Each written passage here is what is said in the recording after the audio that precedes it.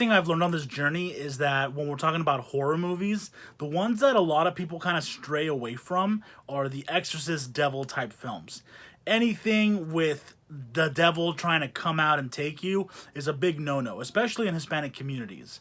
But for me, watching many of these Exorcist type movies, most people will talk about, William H. Blatty's The Exorcist, which is a great film. But really, I think more people need to talk about this gem, which is The Last Exorcism.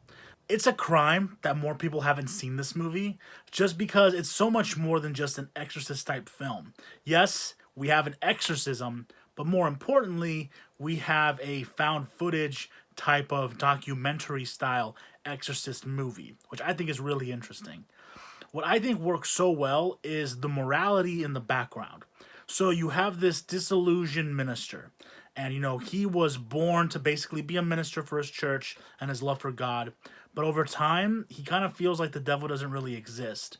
So he creates his own kind of business where he goes around and he conducts exorcisms. The thing is, they're fake. So he is a con man.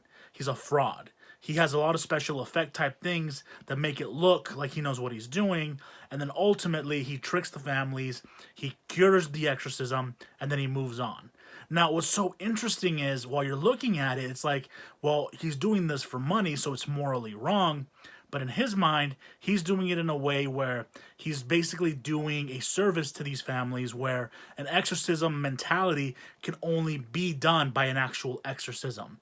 And because he's not going into it being a real exorcist, he can actually do it in a way where it won't hurt the person. So it's this very strong morality in the middle of the film, which is very interesting because the main character is so good at being likable, and you kind of go towards his side.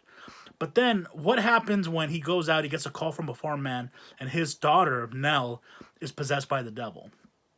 Shit goes down. And that ending is one of the best endings to a horror film I've seen in a very long time.